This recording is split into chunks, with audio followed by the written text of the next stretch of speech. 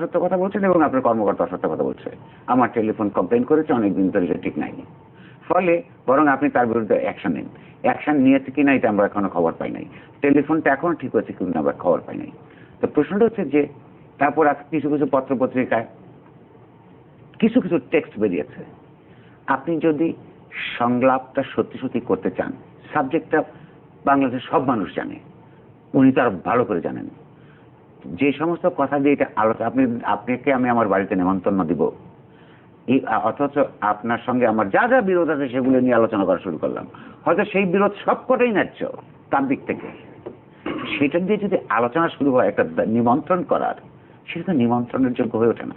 যেমন ধরুন যে বিষয়গুলো পত্রপত্রিকা এসছে, এটা প্রতিদিন আওয়ামী লীগের লোকেরা, মাননীয় প্রধানমন্ত্রী সহ প্রতিদিন জনসভায় বক্তৃতা দিচ্ছেন। সেই জনসভার বক্তৃতাটা তো খালেদা জিয়াকে শোনানোর কোনো মানে হয় না, বা খালেদা জিয়াও যেই সবাই যা বক্তৃতা করেন সেইটাও শেখ হাসিনাকে শোনানোর কোনো মানে হয় না। এইটা তো একটা নিমন্ত্রণ করার পদ্ধতি হতে পারে না। এই সমাজ, এই বাঙালি সমাজ আমরা যারা বসবাস করি, এই সংস্কৃতির কৃষ্টি এবং ঐতিহ্যের মধ্যে যারা, কি না স্বীকার করবে? ফলে সেইটা এখনো পর্যন্ত আমার কাছে মনে হয়েছে ঠিক একটা কার্যকর সংলাপের জন্য বিষয় নির্ভর, বস্তু নির্ভর যে আলোচনাটা হওয়া দরকার, সেটার উদ্যোগ এখনো শুরু হয় নাই।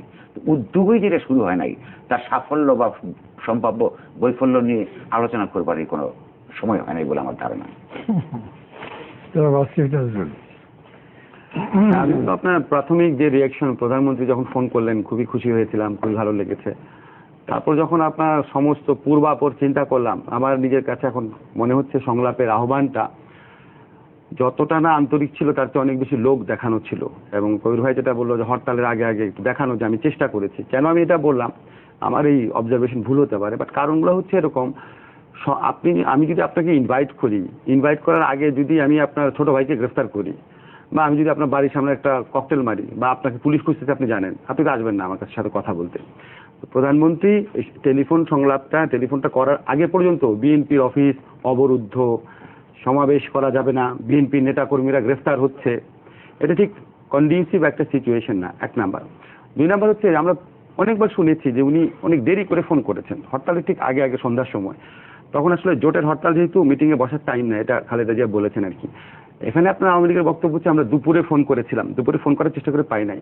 তখন আমার একটা জিনিস মনে হয়েছে যে দুপুরে আপনি যখন সন্ধ্যার সময় ফোন করলেন, প্রাইম মিনিস্টার যখন সন্ধ্যায় ফোন করলেন, তখন সমস্ত সাংবাদিকরা আছে, সবাই দেখছি ফোন করছেন উনি।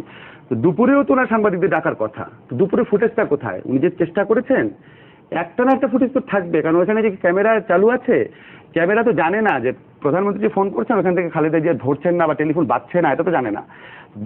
সন্ধ্যার সময় সংলাপের যদি ছবি গণমাধ্যমে থাকে, দুপুরে যে উনি ফোন করে ব্যর্থ হয়েছেন ওটা ছবি তো থাকার কথা, ও তখনও তো ডাকার কথা সাংবাদিকদের। তো সাংবাদিক কোথায়? ফুটেজ কোথায়? সরকারের কাছে তো ফুটেজ থাকার কথা, সরকারের তো নিজস্ব টিভি ওখানে ছিল, বিটিভি ছিল, তো ওই ফুটেজটা দেখান যে আপনারা দুপুরেও চেষ্টা করেছিলেন। এটা আমার কাছে মনে হয়েছে যে এত দেরি করে ফোন করা খুব আন্তরিক কোনো ব্যাপার না।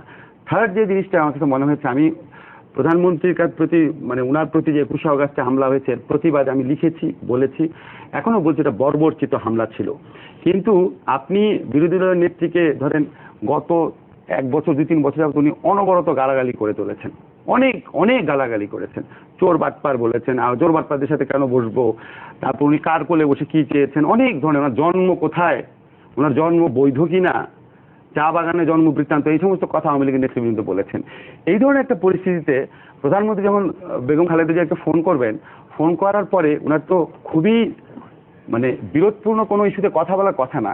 তো উনি বললেন, আপনি যদি চিন্তা করেন, আমি আপনাকে ফোন করলাম, ফোন করে বললাম যে আপনি আমার বাসায় দাওয়াত খেতে আসেন, তো গত বছর আপনি আমার ভাইকে গুলি করেছিলেন কেন? আপনার জীবন আসবেন না। এই বিরোধপূর্ণ প্রসঙ্গগুলা, যে 21 আগস্ট ওনার উপর হামলা হয়েছিল, এটা কি আপনি ইনভাইট করার সময় একজনকে বলবেন? তারপর দেখেন, আমি ব্যক্তিগতভাবে আমি শেখ রাসেলের হত্যাকাণ্ড কোনোভাবে মেনে নিতে পারি না। আমার যতবার শেখ রাসেলের চেহারা দেখি, মানে উনার হয়তো 50তম জন্মবার্ষিকী হয়েছে, বাট শেখ রাসেল তো আমাদের কাছে 9-10 বছরের বাচ্চাই রয়ে গেছে। খুবই কষ্ট লাগে দেখলে, এবং এর চেয়ে বর্বরচিত হত্যা হতে পারে না। কিন্তু এগেইন ধরেন ওই দিনে উনি জন্মদিন পালন করেন কেন? এটা কি সংলাপের জন্য যেদিন আপনি আহ্বান করবেন সেটা আপনি অ্যাকিউজ করবেন? মেসেজটা কি দেয়? যে আপনার প্রতি আমার অনেক ক্ষোভ আছে, কিন্তু আপনার প্রতি কিন্তু আমি খুবই রেগে আছি, আপনি আমার সাথে আসেন, তো মিটিংয়ে খেতে আসেন। এটা তো খুব আন্তরিক মনে হয় না।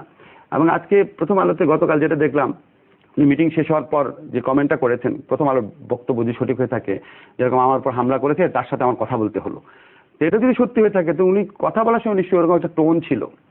ফোর্থ যে বিষয়টা, যেটা সবচেয়ে গুরুত্বপূর্ণ, আপনি যখন এত বড় একটা ভয়াবহ একটা জাতীয় দুর্যোগপূর্ণ পরিস্থিতি, বিভিন্ন জায়গায় লোকজন মারা যাচ্ছে, এরকম একটা পরিস্থিতিতে আপনি স্পেসিফিক কথা বলবেন যে আসেন আমি এটা নিয়ে আলোচনা করি, আপনি নৈশভোজে আসেন কথা বলি, এত মামুলি ব্যাপার তো না জিনিসটা। যদি আওয়ামী লীগের সভানেত্রী মাননীয় প্রধানমন্ত্রী বক্তব্যে থাকতো যে আমি সর্বদলীয় কথা বলেছি, আপনারা বলেছেন আপনাদের প্রস্তাব আমাদের প্রস্তাব আমরা আলোচনা করবো আসেন, ওটা অনেক মিনিংফুল শোনাতো। এত বড় একটা বিরোধ আপনার নৈশভোজ খেতে খেতে, আমার তো মনে যদি টেলিফোনে উনি বেগম খালেদা জিয়াকে বলতে পারেন 21 আগস্টে হামলা, আপনি 15 আগস্ট জন্মদিন পালন করেন, কারণ নৈশভোজে ওই প্রসঙ্গই উঠতো, কেন উঠবে না? আপনি টেলিফোনে বলছেন আর আপনার এখানে আসছে, এটা তো কোনো খুব ওয়েলকামিং অ্যাটিটিউড মনে হয় না আর কি। তো আমি খুব দুঃখিত, আমার প্রথম মনে হয়েছে যে প্রধানমন্ত্রী ফোন করেছে, আমি খুবই খুশি হয়েছি। বাট হয় কি, আপনি যখন সর্বোচ্চ পর্যায় থেকে একটা জেস্টার দেখাবেন, ওই জেস্টারে আন্তরিকতার অভাব আছে, এটা যদি মানুষের মনে হয়, ওইটা যদি ফেইল করে তারপর তার বাকি কিছু থাকে না। ফলে আমি মানে আমার মনে হয়েছে যে সংলাপের, আর থিওরিটিক্যালি যদি আপনি দেখেন, থিওরিটিক্যালি তো আওয়ামী লীগের আন্তরিকভাবে বিএনপিকে সংলাপে ডাকার কোনো কারণই নাই থিওরিটিক্যালি দেখলে। এটা আমি প্রসিডিওরে দেখলাম যে আমার কাছে খুব আন্তরিক মনে হয় না এই জিনিসগুলো বিশ্লেষণ করলে। থিওরিটিক্যালি আপনি যদি দেখেন, আওয়ামী লীগ মানে আমার মতে আর কি, আমি বিশ্বাস করি আওয়ামী লীগের বাই দিস টাইম নিশ্চিত হওয়ার কথা যে তারা ইলেকশন হেরে যাচ্ছে।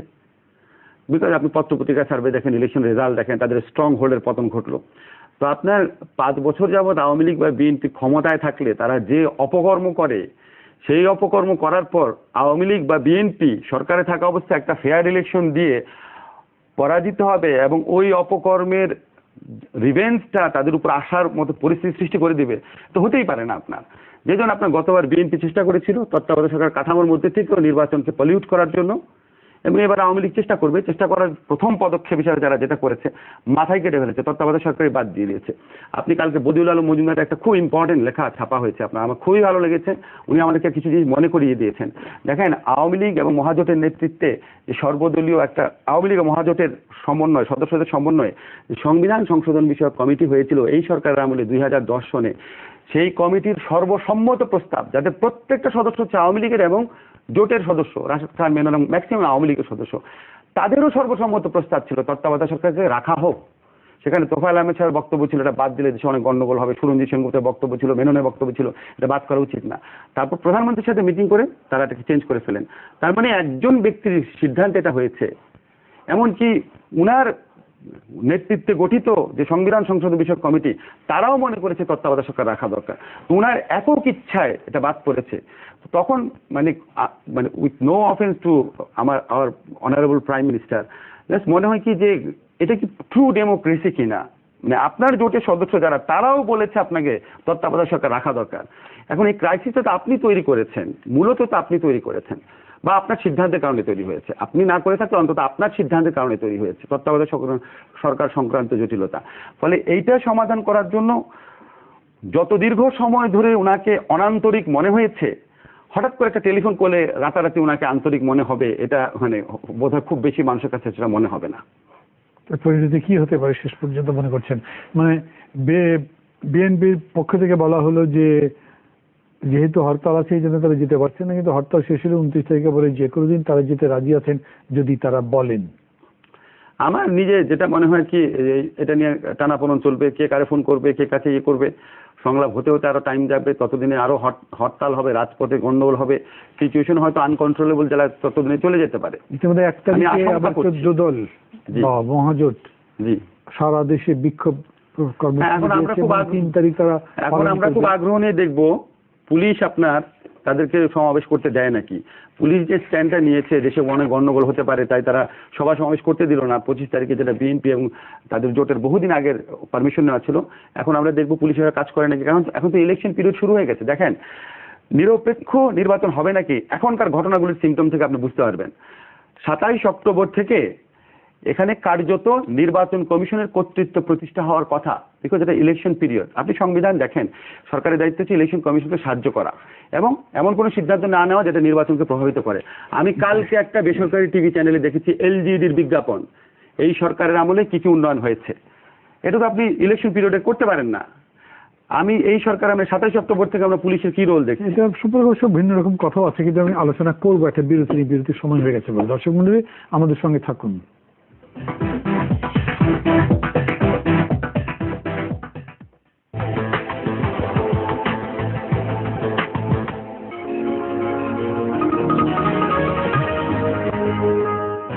আসল ধূসর রঙের আকিড সিমেন্ট দেয় বেশি শক্তি। চলুন একটা পরীক্ষা করে দেখি। ফ্লাই অ্যাশ মেশানোর কারণে সিমেন্ট কালো হয়, আর সিমেন্টে ফ্লাই অ্যাশের পরিমাণ বেশি হলে তা নির্মাণের জন্য হবে ক্ষতির কারণ। দেখুন ফ্লাই অ্যাশ। আকিড কম্পোজিট সিমেন্টে ব্যবহৃত ব্লাস্ট ফার্নেস স্ল্যাগ অধিক পরিমাণে CSH জেল উৎপন্ন করে, যা কংক্রিটের অতি সূক্ষ্ম ফাঁকা স্থান পূরণ করে রিইনফোর্সমেন্টের সুরক্ষা করে যুগ যুগ ধরে। আকিড সিমেন্ট দেশের সবচেয়ে শক্তিশালী সিমেন্ট। সরি বাবা, খুব ক্ষুধা লেগেছে তাই না? আমি এক্ষুনি রান্না করে দিচ্ছি। রান্না বান্না রাখো তো, আগে ফ্রেশ হও। কিন্তু যাও তো। তুমি এত রান্না করলে কি করে? ইটস নাথিং মা। অসাধারণ, কিন্তু কি করে? কেন রাধুনি? আর তুমি? তোমাকে দেখেই তো শিখেছি। এখন যে কারণে রান্না হবে দারুণ সুস্বাদু, কারণ মাছ, মুরগি আর গরুর মাংসের মশলায় আছে সব উপকরণ পরিমাণ মতো। রাঁধুনি মাছ, মুরগি আর গরুর মাংসের মশলা সহজেই সুস্বাদু।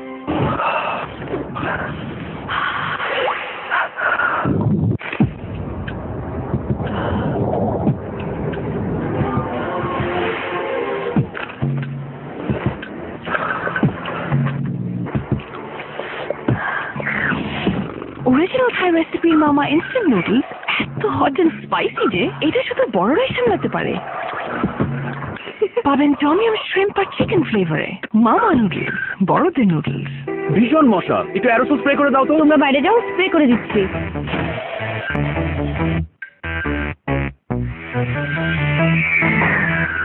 কি মশা আছে?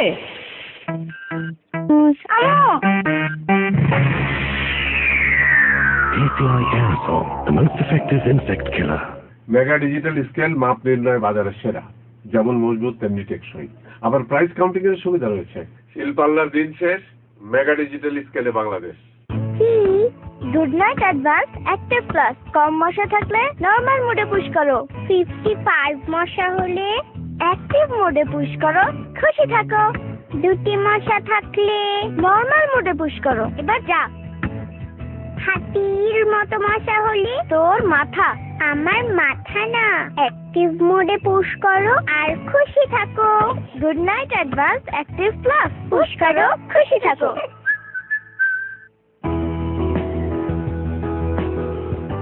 ধান থেকে চাল হয় জানি, কিন্তু ধান ও চালের মাঝামাঝি যা হয় তা হলো রাইস ব্রান বা কুড়া। আমরা যা সুইডিশ আলফা লেভেলের সর্বাধুনিক স্বয়ংক্রিয় মেশিনে ভোজ্য তেলে রূপান্তরিত করে থাকি। সুস্থ জীবনের নিশ্চয়তায় স্বর্ণা রাইস ব্রান অয়েল। কেন আমার গ্যাসের পাইপ লিক করে? বন্ধ কল থেকে টপ টপ করে পানি ঝরে। হুজুর, উপরে ফিটফাট, ভিতরে সদরঘাট সদরঘাট। খামোশ! দোস্তাকি মাছ, হুজুরের পানির কল, গ্যাসের চুলা, পাইপ অতি উত্তম খাসা, ভেতরের থ্রেড টেপ ব্যবহার করেছেন একেবারে। তবে কিনি এমন কোন থ্রেড টেপের শক্তি এই দুঃসহ যন্ত্রণা থেকে দেবে মুক্তি? থ্রেড টেপের একটাই সমাধান, আনোয়ারের A1 ভিতর বাহির সবই ফিট। A1 thread tape super hit. লিকেজের ভয় কখনো নয়। নতুন ম্যাগি নুডলসে প্রোটিনের সাথে আরো আছে ভিটামিন A, আয়রন ও আয়োডিন। ম্যাগি নুডলস, দারুণ মজা, দারুণ পুষ্টি, দারুণ খুশি।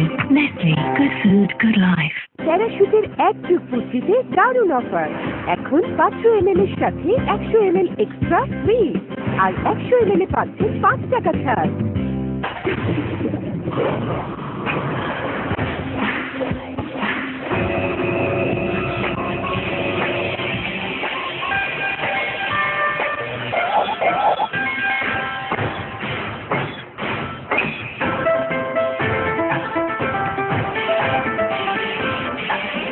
সম্পূর্ণ স্বয়ংক্রিয়, তাই নির্ভুল প্রতিবাদ। RSRL X Power TNT, RSRL, Steel for the nation। ভাই, বাইকটা একটু পুরনো হয়ে গিয়েছে, বেঁচে দেই? পাগল হয়েছিস? মনে আছে রিনিকে নিয়ে ওটাই চড়ে বেড়াতে যেতাম, সেই লং ড্রাইভে যাওয়া, ওর আরো কাছে আসা, ওকে বাড়ি পৌঁছে দেয়া। কিন্তু রিনি তো হাওয়া, তবু স্মৃতিটুকু থাক।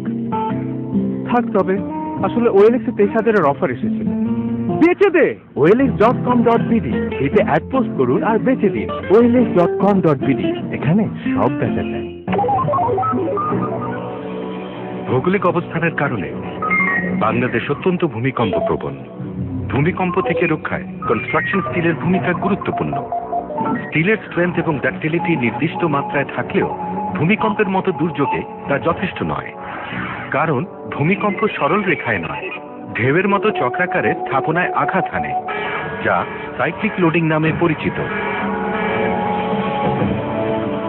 বুয়েটে দীর্ঘ পরীক্ষায় প্রমাণিত হয়েছে AKS TMT বাগ ভূমিকম্পনের মতো 10 লক্ষ কম্পন বা সাইক্লিক লোডিং এর টিকে থাকে আর আপনার স্থাপনা রাখে সুরক্ষিত। 100% পরিশোধিত স্টিল থেকে TMT প্রযুক্তিতে তৈরি AKS TMT বাগ বুয়েট স্বীকৃত বাংলাদেশের প্রথম ভূমিকম্প সহনীয় স্টিল। মাউন্টেন ডিউ এখন পাওয়া যাচ্ছে নতুন 500 ml লং নেক প্যাকে। ভয়ের পরে জয়। টিটো বন্দি, টিটো বন্দি, টিটো আমি বন্দি, টিটো বন্দি, Tito Tito Tito Tito Tito আমি বন্দি কারাগার। অন্যের পছন্দে অনেক করেছে, কিন্তু আর না গাঞ্জা গান্তার এ দাবি নিয়ে গ্রামীণফোন নিয়ে এলো ইচ্ছে টিউন। এখন যখনই কল করবেন তখনই বাজবে নিজের পছন্দের গান। ইচ্ছে টিউন সেট করতে ডায়াল করুন 4000 নম্বরে। চলো তুমি গ্রামীণফোন। দেশের একমাত্র ফ্লাই অ্যাশবিহীন সিমেন্ট, যা সর্বোচ্চ পরিমাণ ক্লিংকার দিয়ে তৈরি। 72% ক্লিংকার। আগের কম্পোজিট সিমেন্টে ব্যবহৃত ব্লাস্ট ফার্নেস স্ল্যাগ অধিক পরিমাণে CSH জেল উৎপন্ন করে, যা কংক্রিটের অতি সূক্ষ্ম ফাঁকা স্থান পূরণ করে রিইনফোর্সমেন্টের সুরক্ষা করে যুগ যুগ ধরে।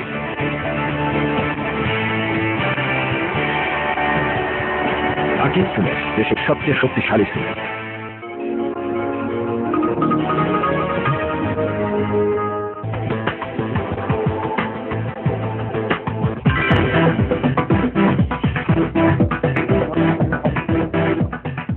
দর্শক, ফিরে এলাম আকিস 7 মুক্ত বাকে।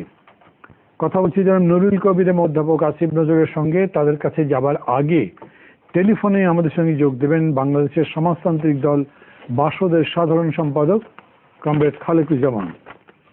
জামান ভাই শুনতে পাচ্ছেন আমাকে? হ্যাঁ হ্যাঁ হ্যাঁ শুনতে পাচ্ছি। ভালো আছেন? আজকে একরকম। হ্যাঁ জি বলেন। টেলিভিশনের স্ক্রলে দেখলাম, আপনি এতক্ষণ আমাদের আলোচনা দেখেছেন? হ্যাঁ দেখতেছি একটু। টেলিভিশনের স্ক্রলে দেখলাম যে আপনারা এবং বাংলাদেশের কমিউনিস্ট পার্টি মিলে যে জোটটা করেছেন, তারা মাননীয় প্রধানমন্ত্রীর সঙ্গে এবং বিরোধী দলের নেতার সঙ্গে কথা বলতে গেছেন, যেখানে দুইজনের টেলিফোন একটা বিকল আর একটা চলে নাই, কথা হয় নাই। সেখানে আপনারা তো একটা অনুঘটক হয়ে গেলেন না, কি ঘটনাটা কি জানতে চাইছি, এই জন্য ফোন করলাম। আচ্ছা আমি তো আগে থেকে বলি, আমরা বিশেষ করে ক্ষমতায় থাকা এবং ক্ষমতায় যাওয়াকে কেন্দ্র করে যে প্রধান দুটি বুর্জুয়া দল তারা যে সংঘাতময় পরিস্থিতি সৃষ্টি করেছে, তার দায় দায়িত্ব তাদের। কিন্তু সমস্যা হলো জনগণ জিম্মি দশায় চরম দুর্ভোগ এবং উৎকণ্ঠার মধ্যে আছে। এই অবস্থায় সিপিবি বাসদের পক্ষ থেকে আমরা সিদ্ধান্ত নেই যে রাজনৈতিক সংকট দেখা দিলে এটা শুধু দুটি দলের বিষয় হতে পারে না, সেটা তার একান্ত বিষয় নয় বলে আমরা বিভিন্ন রাজনৈতিক দলের সাথে আলোচনা করে আমাদের অবস্থান ব্যাখ্যা করার সিদ্ধান্ত নেই। আমাদের অবস্থান আপনারা জানেন। আমরা বলেছি হাইকোর্টের রায়ের প্রেক্ষিতে, যেটা যদিও এটা তারা বলছেন যে সংবিধানের সঙ্গে যায় না, কিন্তু বাস্তবতার পরিপ্রেক্ষিতে দুইটা তত্ত্বাবধায়ক সরকারের অধীনে নির্বাচন হতে পারে। সেই অবস্থানের সঙ্গে আমরা সংখ্যানুপাতিক নির্বাচন, জামানত, সর্বোচ্চ ব্যয়, ধর্মের রাজনৈতিক ব্যবহার, আন্তরিক বহু বিষয় সেগুলি আমরা বলেছি। এই অবস্থায় ইতিমধ্যে আমরা গণপরামর্শের কথা বলেছি, আমরা বাম মোর্চার সঙ্গেও বসেছি, আমরা নাগরিক ঐক্যের সঙ্গেও বসার জন্য কথা বলেছি, অন্য দলের কথা বলেছি। এমন সময় প্রধানমন্ত্রী গতকাল আমাদের সঙ্গে আলোচনার জন্য একটা দাওয়াত দিয়েছেন এবং বিরোধী দলের পক্ষ থেকে তারা বলেছেন। ফলে একটা দায়িত্বশীল রাজনৈতিক শক্তি হিসাবে আমরা মনে করি তাদের সঙ্গেও সেই বিষয়ে আমাদের অবস্থানটা তুলে ধরা দরকার। কারণ যে অবস্থা চলছে এটা চলতে থাকলে যে অনাকাঙ্ক্ষিত পরিস্থিতির সামনে দেশের জনগণ পতিত হবে, তাতে ওনাদের খুব ক্ষতি হয় বলে আমাদের মনে হয় না। তাদের বিশ্রাম হয়, কিন্তু ক্ষতিগ্রস্ত হয় সাধারণ জনগণ, মানুষ। জামান ভাই, আমার হাতে অত তো বেশি সময় থাকবে না। সবাই জানতে চাইবে আপনারা যে কথা বললেন মাননীয় প্রধানমন্ত্রী এবং বিরোধী দলের নেতার সাথে, তারা কি বললেন? তা থেকে আপনাদের কি আশার সঞ্চার হলো বা হতাশ হলেন বা কি দেখলেন? না, আমরা সেখানে কোনো মীমাংসার দায়িত্ব নিই নাই। সেটা আশা বলতে ওনারা, এটা মীমাংসার দায়িত্ব ওনাদের। কি বলে অবস্থানটা বলবো, এবং সেখানে জনগণের যে প্রত্যাশা, মানুষের সংঘাত চায় না, মানুষ এখানে সকল দলের অংশগ্রহণ নিশ্চিত করে একটা নির্বাচনে যেতে চায়, সেই বিষয়টাই আমরা তুলে ধরবো। তত্ত্বাবধায়ক সরকার প্রসঙ্গগুলি বলার পরে আপনাদের সাথে কথা হয়েছে কি হয়নি? না, এটা আগামীকাল কথা হবে। আগামীকাল 7:30টায় প্রধানমন্ত্রী আমাদের সঙ্গে বসবো। পরশুদিন সন্ধ্যার সময় এক্সাক্ট টাইমটা এখনো বিএনপির পক্ষ থেকে জানানো হয় নাই, ওনাদের অন্য অ্যাপয়েন্টমেন্ট আছে, সুতরাং বলবেন। তাহলে আগামীকাল সন্ধ্যায় আমরা প্রধানমন্ত্রীর সঙ্গে এবং পরশুদিন সন্ধ্যার সময় বিএনপির সঙ্গে এবং অন্যান্য দলগুলির সঙ্গে পরবর্তী সময় ওনারা যখন সময় বলবেন তখন আমরা বলবো। Thank you very much. আপনার সাথে কথা বাড়াবো না, কিন্তু আগে আপনাদের দুজনকে আমি বুক করে রাখছি। প্রধানমন্ত্রীর সঙ্গে সব বিষয়ে কথা বলবেন এবং তারপরে রাত 11টায় আমার এখানে আসবেন। আমি শুনতে চাইবো, মানে আপনার মাধ্যমে দর্শকদের জানাবো কি হলো, এবং এই বিষয়গুলো যে আমাদের এখানে আলোচনা হচ্ছে, সারা দেশের মানুষ জানতে চায় এইসব বিভ্রান্তি দূর করে তারা ইতিবাচক কি করতে চেয়েছেন, আপনারা কি বলেছেন সেটা জানতে চাইবো। জামান ভাই, আপনাকে ধন্যবাদ। হ্যালো, জি। প্রশ্ন হচ্ছে যে সংলাপ শুরু হয় নাই, কিংবা আসিফ যেটা বললেন যে শুরু করবার যে একটা নাটকের মতো দেখাচ্ছে, সেটা খুব ঐকান্তিক ছিল না। কিন্তু প্রশ্নটা হচ্ছে যে তাহলে আমরা কি এই অবস্থায় আমরা উত্তরণের পথ কি? বাংলাদেশের সংলাপের মধ্য দিয়ে অতীতে কোনো ঘটনার সংকটের উত্তরণ হয় নাই। এমনকি সমঝোতাও যেগুলো হয়েছে সব এক ধরনের, সে প্রকাশ্য আলোচনায় তো হয়ই নাই, গোপন আলোচনায় পর্দার অন্তরালে কিছু কিছু সমঝোতার খবর পরবর্তীকালের ঐতিহাসিকেরা বই পুস্তকে লিখেছেন। এইখানে আদৌ একটা কার্যকর সংলাপ হবে কিনা সেটা নির্ভর করবে, আমি আগেও বলেছি, শেষের দৃশ্যে এখনো বলছি, ক্ষমতার যে লড়াই এখানে চলছে, এক পক্ষ ক্ষমতায় টিকে থাকবার জন্য আর অন্য পক্ষ ফিরে যাবার জন্য, সেইখানে এই যে 3 দিন ধরে হরতাল চলছে, সরকারি দলকে অতীতে যে সমস্ত রাজনৈতিক উদাহরণ আছে আমাদের সামনে, সেটা দেখা যায় জনগণকে সঙ্গে নিয়ে সরকারি দল এবং সরকারি দলের সঙ্গে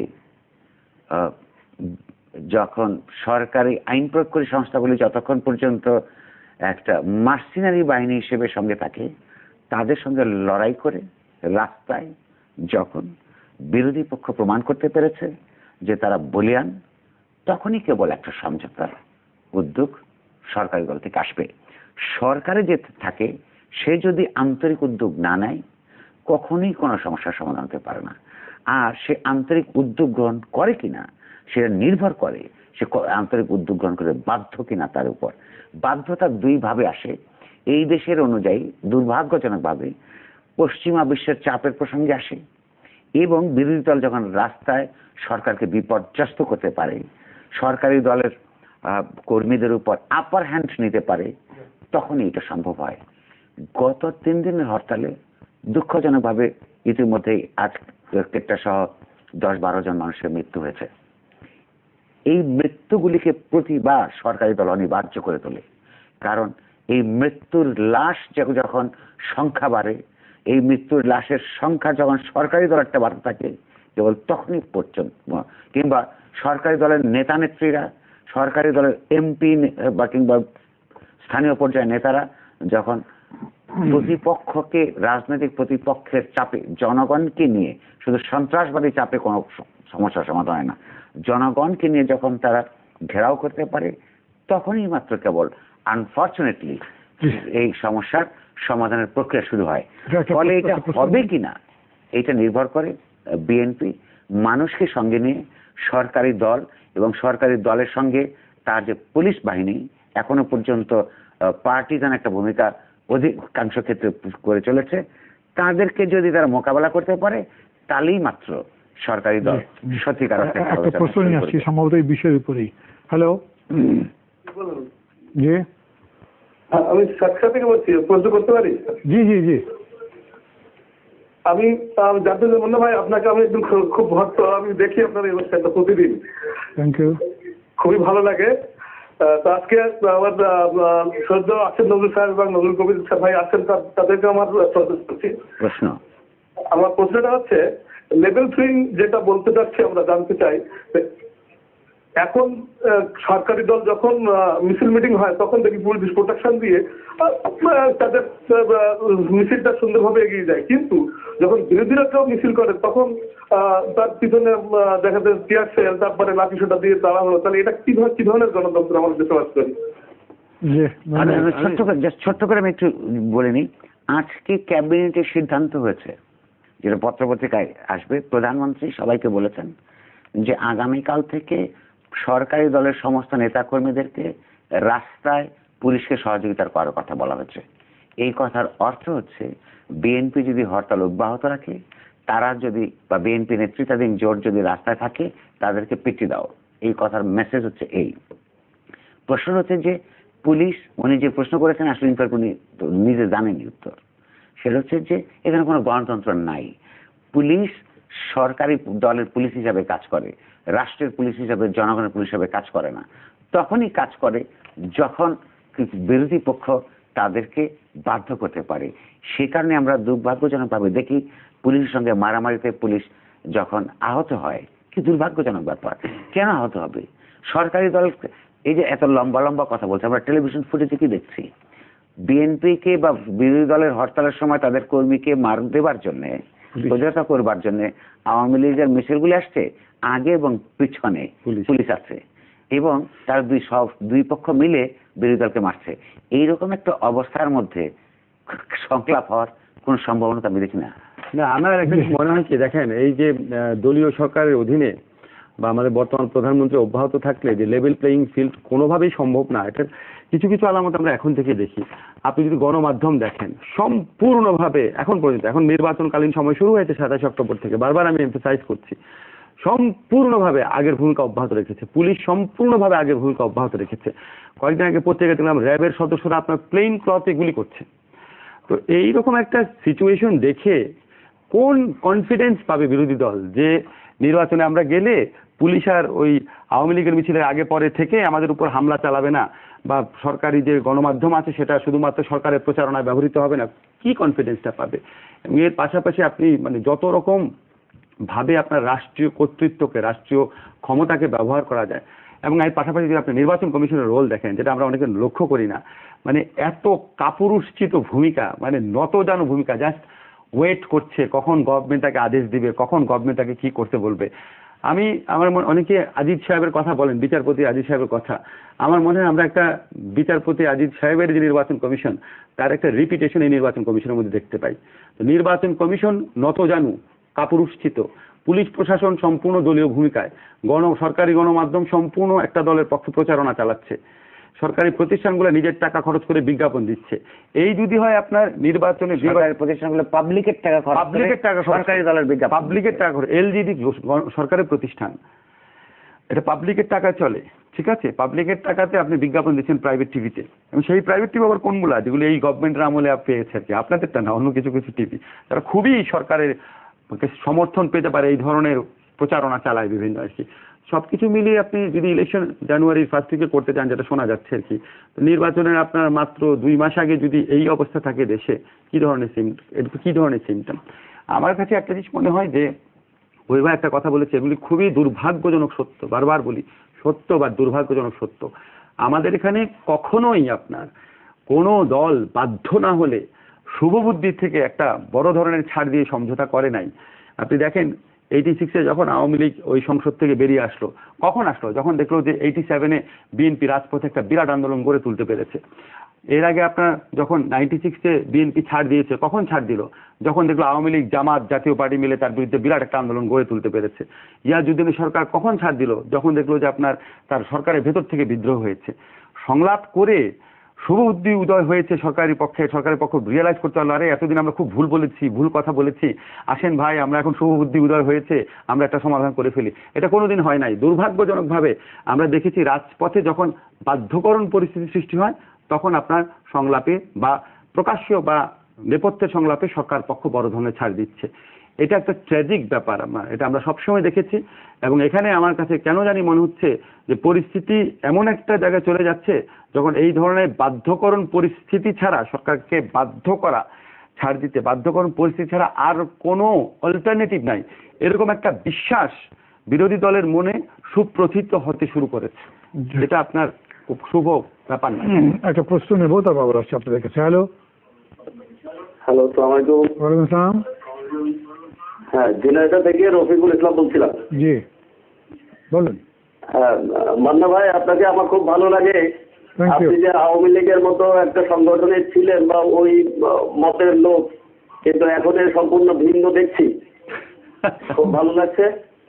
আর নুরুল কবির সাহেব বলে তো প্রশ্ন বলেন বক্তা, হ্যাঁ প্রশ্ন করতে ওনার কাছে প্রশ্ন করছি আমি। হ্যাঁ তাড়াতাড়ি প্রশ্নটা করেন। মাননীয় প্রধানমন্ত্রী যখনই বিরোধী দলের কোনো চাপের মুখে পড়েন তার ঠিক আগের মুহূর্তে উনি সংলাপের প্রশ্ন তুলেছেন আর কি। এইটা কি আসলে ওনার মনের কথা নাকি লোক দেখানো? নিয়ে আলোচনা তো হয়ে গেছে, ওনারা করেছেন। এই শুধুই মাননীয় প্রধানমন্ত্রী নন, পৃথিবীর সমস্ত প্রধানমন্ত্রীগণ এবং এই দেশেও শেখ হাসিনার আগেও যারা প্রধানমন্ত্রী হয়েছেন তারাও হচ্ছে জনগণের চাপের মুখে না পড়লে সাধারণত নিজের আপন পজিশন বদলান না। আমাদের সঙ্গে অপরাপর বিকশিত গণতন্ত্র যায় বা আমাদের চাইতে বেটার যায়, তাদের পার্থক্যটা হচ্ছে যে আমাদের এখানে পুরো জিনিসটাই কৌশল হিসাবে না হয়, আর ওই সমস্ত জায়গায় তারা আপন দর্শনের পক্ষে, কর্মসূচির পক্ষে কিছু কথাবার্তা বলেন, সেটা এখানে বলেন না। এইখানে আমি শুধু একটু বলবো, কিছু পরিস্থিতি কিন্তু পরিবর্তন সমাজের মধ্যে হচ্ছে। লক্ষ্য করুন যে এই যে সেই দিন যে আমার প্রশ্ন হচ্ছে যে প্রধানমন্ত্রী, আমি যেটাকে মনেই করি না সংলাপের জন্য মিন করেছেন, তাও করলেন কেন? এক ধরনের কিন্তু কম্পালশন তার জন্য তৈরি হয়েছে। সেই কম্পালশনের কারণে নাটকও হয়ে থাকে, চুপ করতে হচ্ছে। কিংবা ওই ঘটনার পরে যদি লক্ষ্য করে থাকুন, ভাষার মধ্যে পরিবর্তন এসছে। আমাদের আওয়ামী লীগের যে সাধারণ সম্পাদক সৈয়দ আশরাফ অত্যন্ত সহমতের সঙ্গে খালেদা জিয়ার নাম নিয়েছেন। উনি বলেছেন মাননীয় বিরোধী দলীয় নেত্রী, বিএনপির চেয়ারপারসন। এই উনি কিন্তু কয়েক মাস আগে বলেছিলেন যে আমাদের নেত্রীর তার সঙ্গে কথা বলার প্রশ্নই আসে না, কারণ আমাদের নেত্রী মানুষ আর বিএনপি নেত্রী অমানুষ। উনি একটা পাবলিক স্টেটমেন্ট করেছিলেন। তো এই যে সেইখান থেকে সহমতের সঙ্গে কথাবার্তা বলা শুরু করেছে, তার মানে হচ্ছে আওয়ামী লীগও এক ধরনের চাপ বোধ করছে। এই চাপটা এসছে বোঝা যায় একদিক থেকে আন্তর্জাতিক সমাজ তাদের যে একপেশা অবস্থান সেটা মেনে নিচ্ছে না, অন্যদিকে বিএনপি নেত্রী সর্বশেষ যে ধরনের এক ধরনের ডিটারমিনেশন দেখিয়েছেন এবং তার লোকজনকে রাস্তায় কিছুটা হলেও নামাতে পেরেছেন, সেটার কারণে তৃতীয় আর একটা খুব দুর্ভাগ্যজনক ব্যাপার, এটা দেখতে আমার খুব খারাপ লাগে। 10 সেকেন্ড। তৃতীয় যেটা দেখতে আমার খারাপ লাগে, জামায়াতের কর্মীদের, রাজাকার জামায়াতের কর্মীদের মারপিটের ঠেলায় বিভিন্ন জায়গায় স্বাধীনতা যুদ্ধের নেতৃত্ব দানকারী প্রতিষ্ঠান আওয়ামী লীগের কর্মীরা কিছু কিছু জায়গায় পালাচ্ছে। এটা কিন্তু আপনার আমার তার কারোর জন্যই কোনো আনন্দের খবর না। এই জায়গাটাতে আওয়ামী লীগই তাদেরকে নিয়েছে, এক সময়কার বন্ধু, এখন হয়তো কৌশলগত শত্রু, এবং তাদের সঙ্গে যে পুলিশ ছাড়া আওয়ামী লীগ পেরে উঠছে না, এই নানান কম্পালশনের কারণে তারা এই আলোচনাটা শুরু করেছে। এই কম্পালশনটা যত বাড়বে, সম্ভাবনা সংলাপের মাধ্যমে সম্ভাবনা সমাধানের সম্ভাবনা তত বাড়বে। জি দর্শক, আর একটা বিরতি দিচ্ছি।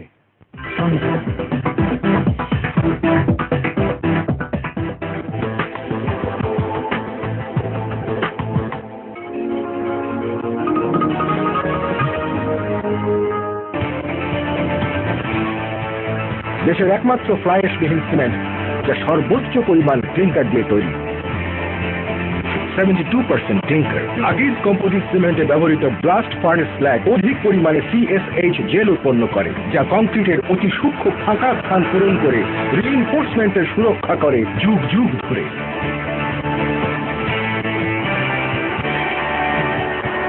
আকিজ সিমেন্ট দেশের সবচেয়ে শক্তিশালী সিমেন্ট।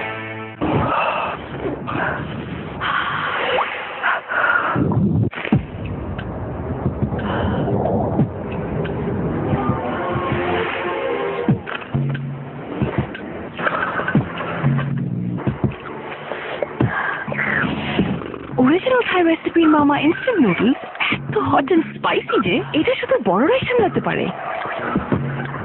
পাবেন টমিও শ্রিম্প আর চিকেন ফ্লেভারে মামা নুডলস, বড়দের নুডলস।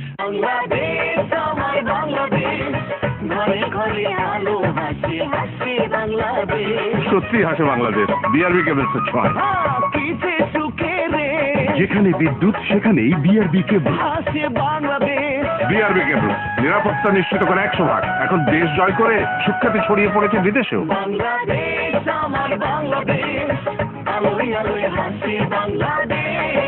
বিআরবি কেবল অন্যতম বিশ্বে বাংলাদেশের শীর্ষে। ভাই বাইকটা একটু পুরনো হয়ে গিয়েছে, রেখে দেই। পাগল হয়েছিস? মনে আছে রিনিকে নিয়ে ওটায় চড়ে বেড়াতে যেতাম, সেই লং ড্রাইভে যাওয়া, ওর আরো কাছে আসা, ওকে বাড়ি পৌঁছে দেয়া। কিন্তু রিনি তো হাওয়া, তবু স্মৃতিটুকু থাক। থাক তবে আসলে OLX-এ 23,000-এর অফার এসেছিল। বেচে দে OLX.com.bd, এতে অ্যাড পোস্ট করুন আর বেচে দিন। OLX.com.bd, এখানে সব দেখা যায়। প্যারাশুটের 1 যুগ পূর্তিতে দারুণ অফার। এখন 500 ml এর সাথে 100 ml এক্সট্রা ফ্রি, আর 100 ml এ পাচ্ছেন 5 টাকা ছাড়। Temperature outside. It's 32 degrees in Dhaka right now. High definition audio. High speed internet. You can't be alone. A brilliant story of Android Primo. Walton Mobile. ভীষণ মশা, একটু aerosol spray করে দাও তো। তোমরা বাইরে যাও, স্প্রে করে দিচ্ছি।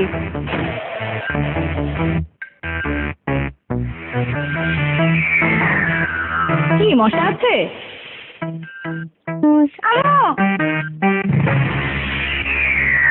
TCI Aerosol, the most effective insect killer. ভাই বাইকটা একটু পুরনো হয়ে গিয়েছে, রেখে দেই। পাগল হয়েছিস? মনে আছে রিনিকে নিয়ে ওটায় চড়ে বেড়াতে যেতাম, সেই লং ড্রাইভে যাওয়া, ওর আরো কাছে আসা, ওকে বাড়ি পৌঁছে দেয়া। কিন্তু রিনি তো হাওয়া, তবু স্মৃতিটুকু থাক। থাক তবে আসলে OLX-এ 23,000-এর অফার এসেছিল। বেচে দে OLX.com.bd, এতে অ্যাড পোস্ট করুন আর বেচে দিন। OLX.com.bd, এখানে সব দেখা যায়। Good Knight advance active plus. কম মশা থাকলে নরমাল মোডে পুশ করো। 55 মশা হলে অ্যাক্টিভ মোডে পুশ করো, খুশি থাকো। 2টি মশা থাকলে নরমাল মোডে পুশ করো। এবার যা। হাতির মতো মশা হলে তোর মাথা, আমার মাথা না, অ্যাক্টিভ মোডে পুশ করো আর খুশি থাকো। Good Knight advance active plus. Push করো, খুশি থাকো। ভাই বাইকটা একটু পুরনো হয়ে গিয়েছে, রেখে দেই। পাগল হয়েছিস? মনে আছে রিনিকে নিয়ে ওটায় চড়ে বেড়াতে যেতাম, সেই লং ড্রাইভে যাওয়া, ওর আরো কাছে আসা, ওকে বাড়ি পৌঁছে দেয়া। কিন্তু রিনি তো হাওয়া, তবু স্মৃতিটুকু থাক। থাক তবে আসলে OLX-এ 23,000-এর অফার এসেছিল। বেচে দে OLX.com.bd, এতে অ্যাড পোস্ট করুন আর বেচে দিন। OLX.com.bd, এখানে সব দেখা যায়। ভৌগোলিক অবস্থানের কারণে বাংলাদেশ অত্যন্ত ভূমিকম্প প্রবণ। ভূমিকম্প থেকে রক্ষায় কনস্ট্রাকশন স্টিলের ভূমিকা গুরুত্বপূর্ণ। স্টিলের স্ট্রেংথ এবং ডাক্টিলিটি নির্দিষ্ট মাত্রায় থাকলেও ভূমিকম্পের মতো দুর্যোগে তা যথেষ্ট নয়, কারণ ভূমিকম্প সরল রেখায় নয়, ঢেউয়ের মতো চক্রাকারে স্থাপনায় আঘাত হানে, যা সাইক্লিক লোডিং নামে পরিচিত। বুয়েটে দীর্ঘ পরীক্ষায় প্রমাণিত হয়েছে AKS TMT বা ভূমিকম্পনের মতো 10 লক্ষ কম্পন বা সাইক্লিক লোডিং এর টিকে থাকে আর আপনার স্থাপনা রাখে সুরক্ষিত। 100% পরিশোধিত স্টিল থেকে TMT প্রযুক্তিতে তৈরি AKS TMT বার, বুয়েট স্বীকৃত, বাংলাদেশের প্রথম ভূমিকম্প সহনীয় স্টিল। এত ভয় পাস না রাজীব, টনিকে দেখ কত আরামে বসে আছে। তোর এই বিশাল বডিকে কি লাভ তানভীর? সবচেয়ে বেশি ভয় তো তুই পাচ্ছিস। বস, ভয় সবারই লাগে, গলা সবারই শুকায়, তো ভয় পাও কারণ ভয়ের পরে জয়। মাউন্টেন ডিউ, ভয়ের পরে জয়। ভাই, বাইকটা একটু পুরনো হয়ে গিয়েছে, দেখে দেই। পাগল হয়েছিস? মনে আছে রিনিকে নিয়ে ওটায় চড়ে বেড়াতে যেতাম, সেই লং ড্রাইভে যাওয়া, ওর আরো কাছে আসা, ওকে বাড়ি পৌঁছে দেয়া। কিন্তু রিনি তো হাওয়া, তবু স্মৃতিটুকু থাক। তবে আসলে OLX এ 23,000 অফার এসেছিল, বেচে দে। OLX.com.bd, এতে অ্যাড পোস্ট করুন আর বেচে দিন। OLX.com.bd, এখানে সব দেখা যায়।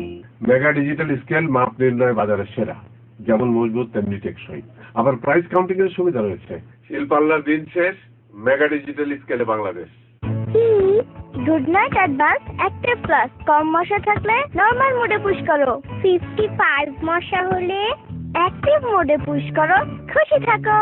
2টি মশা থাকলে নরমাল মোডে পুশ করো। এবার যা। হাতির মতো মশা হলে তোর মাথা, আমার মাথা না, অ্যাক্টিভ মোডে পুশ করো আর খুশি থাকো।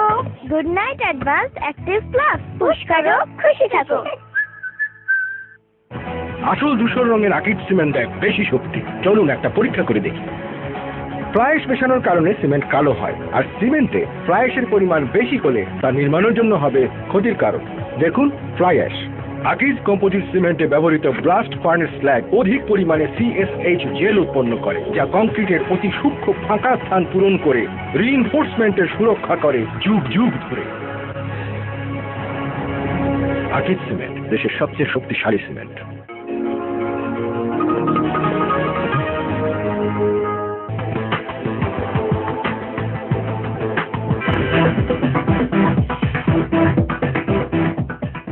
দর্শক, আরেকবার আমন্ত্রণ জানাচ্ছি আকিজ সিমেন্ট মুক্তবাকে।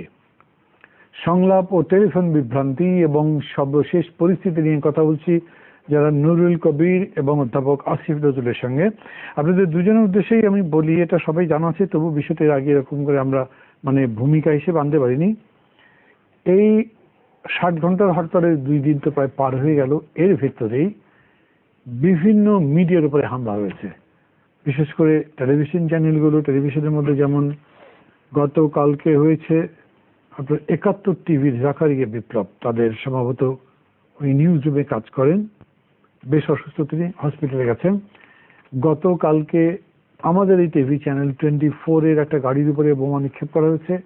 আজকে মগবাজারে একটা মিছিল, যেটা একদম সরাসরি ছাত্রদল করছিল বলে তারা দেখেছেন, এরকম পরিস্থিতি ছিল, ককটেল নিক্ষেপ করার পরে রাশেদ নিজাম, আমাদের স্টাফ করেসপন্ডেন্ট, আহত হয়েছেন, শরীরে স্প্লিন্টার ঢুকেছে, এখানে আসছে, তারপরে তাকে নিয়ে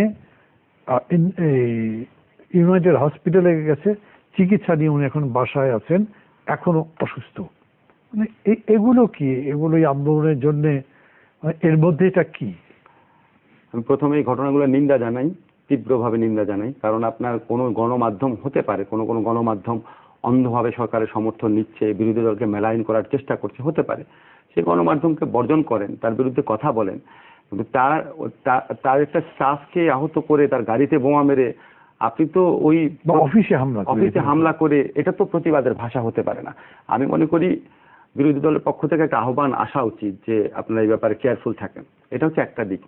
সেকেন্ড দিক হচ্ছে, আপনি যদি লার্জার একটা পার্সপেক্টিভ দেখেন, আমরা কিন্তু গণমাধ্যমের উপর হামলা শুধু এখন দেখছি না, আমরা বিভিন্ন সময় দেখেছি। আপনার রেশার বিরোধী আন্দোলনের সময় মনে আছে, কখনো কখনো মানুষের মনে কোনো গণমাধ্যম তীব্র ক্ষোভ এবং ক্রোধের সৃষ্টি করে তাদের বিভিন্ন ভূমিকার কারণে। তীব্র ক্ষোভ এবং ক্রোধ পালন করে এইভাবে নগ্নভাবে ক্ষমতাসীন দলকে সমর্থন করতে গিয়ে, নগ্নভাবে একটা বিশেষ মতবাদকে সমর্থন করতে গিয়ে এই ধরনের ঘটনা বাংলাদেশে প্রচুর ঘটেছে। এবং আমি অনেক সময় দেখেছি, আমার কাছে মাঝে মাঝে মনে হয়েছে যে রিপোর্ট করছে বা যে নিউজ আইটেম হচ্ছে, তাকে যতটা না সাংবাদিক মনে হয়, তাকে তার চেয়ে বেশি রাজনৈতিক কর্মী মনে হয়।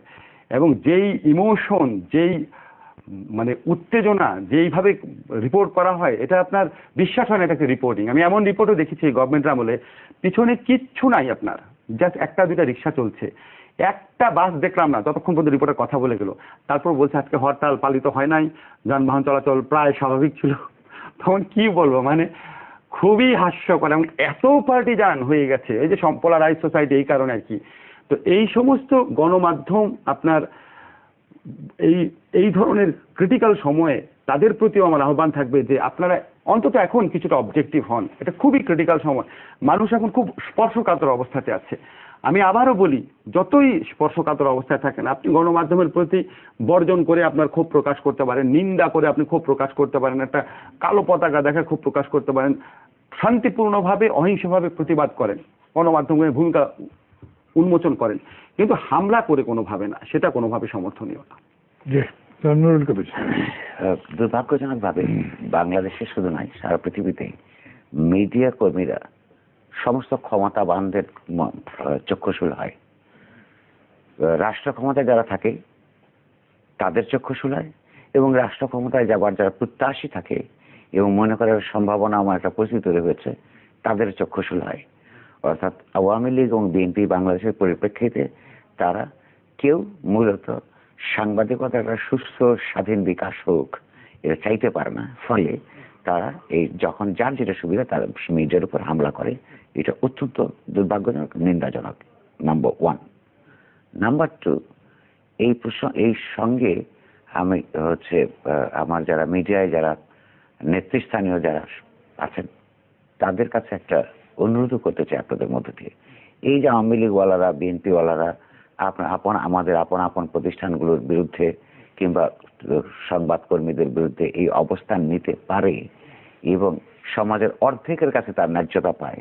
আওয়ামী লীগ যখন মারে তখন বিএনপি পন্থীরা সেটা প্রতিবাদ করে, বিএনপিওয়ালারা যখন মারে আওয়ামী লীগ পন্থীরা তার প্রতিবাদ করে, কিন্তু বিএনপিওয়ালারা মারলে বিএনপি পন্থীরা, আওয়ামী লীগওয়ালারা মারলে আওয়ামী লীগ পন্থী সমাজ কিন্তু সাংবাদিকদের পাশে দাঁড়ায় না। এই ঘটনা দেখেছেন তো, সাংবাদিকদের দুটো একসাথে করেনি।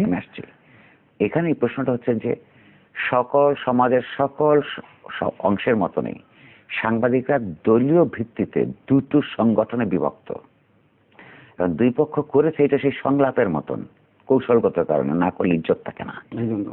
প্রশ্নটা হচ্ছে যে সাংবাদিকতার মধ্যে মতাদর্শগত পার্থক্য থাকতে পারে, সে দলবাজির রূপে মূর্তভাবে অপরাপর সংগঠনগুলির মতন আওয়ামী লীগ পন্থী বিএনপি পন্থী এই পন্থী অবস্থায় যে আওয়ামী লীগ এবং বিএনপি নিয়ে গেছে, এবং সেইখানে যে সমস্ত সাংবাদিকরা আপন স্বার্থে ব্যক্তি স্বার্থে সেগুলোকে বিভক্ত করেছে, তাদের এই ধরনের ঘটনার মধ্যে সংবাদকর্মীদেরকে চাপ দেওয়া উচিত যে পেশাগত সংগঠনগুলো একই সঙ্গে থাকা উচিত, ফলে প্রোটেকশনটা অনেক বেশি হবে। একটা কথা একটু বলে নি, হ্যাঁ সরি আপনি দেখেন, সাংবাদিকরা উভয় পক্ষের সাংবাদিকরা একটা ইস্যুতে একত্রিত হয়েছে, সাগররুনি হত্যাকাণ্ড, এর চেয়ে হৃদয় বিদারক হত্যাকাণ্ড তো হতে পারে না। সেখানে আপনি দেখেন সরকারের বিপক্ষে সাংবাদিকরা এক হয়েছে, সরকার পক্ষের সাংবাদিকদের যিনি বড় নেতা ছিলেন তিনি একটা বড় পদে অধিষ্ঠিত হয়েছেন, একটা বড় চাকরি পেয়েছেন। তারপরে আমি কালকে দেখলাম ৭১ টিভির ঘটনায় যখন প্রতিবাদ সমাবেশ হচ্ছে, ওখানে সরকারপন্থী সাংবাদিক যারা সংগঠন তার অত্যন্ত বিখ্যাত, সবচেয়ে বিখ্যাত বলা যায় যে নেতা, উনি যখন ভাষণ দিচ্ছেন উনি বিএনপি আমলে যেসব সাংবাদিক মারা গেছেন সবার নাম উল্লেখ করলেন, কিন্তু সাগররুনির কথা একবার উল্লেখ করলেন না। কেন? আমি খুবই অবাক হয়েছি। আপনি ৭১ টিভিতে হামলার ঘটনা উল্লেখ করে মানিক সাহাটা সমস্ত ঘটনা বললেন, এগুলি আমরা আমরা মানিক সাহার উত্তরাধিকার, আমরা উত্তরাধিকার, আপনি সাগররুনির উত্তরাধিকার কেন না?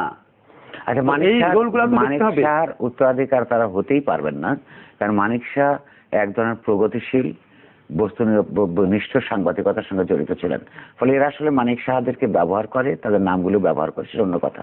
কিন্তু আমি মনে করি যে তরুণী যারা সংবাদকর্মী আছেন তাদের উপলব্ধি করা দরকার যে এই পেশাটার মর্যাদা রক্ষা এবং নিরাপত্তা রক্ষার কারণেই তারা যাতে দলীয় রাজনীতির মধ্যে যদি বিভক্ত রাখবার যে উঁচু পর্যায়ের যে ষড়যন্ত্র যে পরিকল্পনা সেগুলো যদি করে, তাহলে ইচ্ছে করলেও যদি না করে, প্রতিহত করে, তাহলে কিন্তু আওয়ামী লীগ বিএনপি এই সাহসই পাবে না। আপনি লক্ষ্য করুন, যেহেতু দলীয় সাংবাদিকতা বলেছেন, ছোট্ট এই সংলাপকে নিয়ে আমি কতগুলি ঘটনা দেখলাম। আওয়ামী লীগ বিএনপির থেকেও উৎসাহী যদি সংবাদকর্মীরা ধরেন যুবলীগের মতন, যুবলীগ যদি আওয়ামী লীগের পক্ষ অবলম্বন করে এটা স্বাভাবিক, কিন্তু সাংবাদিক লীগ আর সাংবাদিক দল যদি করে সেটা মানুষের কাছে মর্যাদা হারায়। প্রধানমন্ত্রী যেখানে ফোনই করেন নাই বাস্তবে, একটা সময় কয়েকটা টেলিভিশনে দেখলাম ছাড়ছে কি প্রধানমন্ত্রী ফোন করেছিলেন, এখন আশা করছেন খালেদা জিয়া কল ব্যাক করবেন। কল যেখানে হয় নাই, আওয়ামী লীগ যেখানে নিজে বলে নাই, এই যে অতি উৎসাহ। কিংবা গতকাল হঠাৎ একটা ইংরেজি পত্রিকার অনলাইন সংস্করণে দেখলাম সন্ধ্যার পরে যে খালেদা জিয়া যে কোনো সময় প্রধানমন্ত্রীকে ফোন করবেন। আমি আমার রিপোর্টারদেরকে বললাম, তোমরা পিছিয়ে আছো কি, ঘটনা কি? ফোন করে বলে এটা ভুয়া। আবার রাতে কতক্ষণ পরে দেখলাম সে তুলে ফেলেছে। এখন হ্যাঁ, প্রশ্নটা হচ্ছে যে এই যে সংবাদপত্রের তো কতগুলি মানুষকে খবর দেওয়ার একটা দায়িত্ব আছে। আমার যেটা আকাঙ্ক্ষা, উইশফুল থিঙ্কিংকে সংবাদ হিসেবে চালিয়ে দিয়ে আপন আপন রাজনৈতিক দলীয় পরিচয় যখন উৎকটভাবে মানুষের সামনে চলে আসে, তখন কিন্তু ওই প্রতিষ্ঠান, ওই সাংবাদিকতা সেটা মানুষের শ্রদ্ধা হারায়। যখন তাদেরকে আক্রমণ করে সহানুভূতি হারায়, আমরা কিন্তু বেদনার্থ হই। কারণ এই পেশাটার মধ্যে আসলে অনেক বেদনা আছে, দুঃখ আছে, সেগুলি সব পেছনের কাহিনী, সেগুলি মানুষ জানে না হয়তো। কিন্তু তাদের এইভাবে ভাগ্য বিড়ম্বিত একটা অবস্থায় এই যে দলীয় দল ভিত্তিক সাংবাদিকতা যারা নেতৃত্ব, যারা এই দলের কাছে কিংবা সেই দলের কাছে পয়সা চাইবার আছে, তারপরে ক্ষমতা চাইবার আছে, পজিশন চাইবার আছে, এই কয়েকজনের জন্য কিন্তু 20টা লোকের জন্য হয়তো পুরো সাংবাদিক সমিতি, সাংবাদিক কমিউনিটি ক্ষতিগ্রস্ত হয়, তাতে বাংলাদেশ ক্ষতিগ্রস্ত হয়। ফলে একদিকে যে আমি মনে করি যে আওয়ামী লীগ বিএনপি যখন তাদেরকে আক্রমণ করে, তার বিরুদ্ধে ভীষণভাবে প্রতিবাদ হওয়া দরকার। এটা শুধু সাংবাদিকদের কর্তব্য না, কারণ পুরো সমাজের কর্তব্য। কারণ সমাজকে কিন্তু তারা ইনফর্ম করে। আপনি লক্ষ্য করুন, এই যখন রাস্তার মধ্যে মারামারি লাগে, সমস্ত মানুষ যখন নিরাপদ আশ্রয়ের জন্য তার ঘরে ফেরে, একজন সংবাদকর্মী যেই পার্টি করুক না কেন, সেই সংবাদকর্মী যে ঘরে ছিল, সে কিন্তু ওই বিপদের মুখে গিয়ে কি ঘটনা ঘটছে সেটা জানাবার জন্য জীবনের ঝুঁকি নেয়। তাদের নিরাপত্তার ব্যবস্থা করা পুরো সমাজেরই দায়িত্ব। ধন্যবাদ জনাব নুরুল কবির এবং অধ্যাপক আসিফ নজরুল। সংলাপ এবং টেলিফোন বিভ্রান্তি নিয়ে দর্শক মন্ডলী, এতক্ষণ আপনারা এই দুজনের কথা শুনেছেন। আমরা কোথাও পৌঁছাতে পারিনি, আর এই দুজন বলছেন যে আমরা সেরকম করে যাত্রাই শুরু করতে পারিনি। ভাববেন আপনারা সবাই। সাংবাদিক বন্ধুদের বলবো, সঠিক চিত্রটা তুলে ধরুন।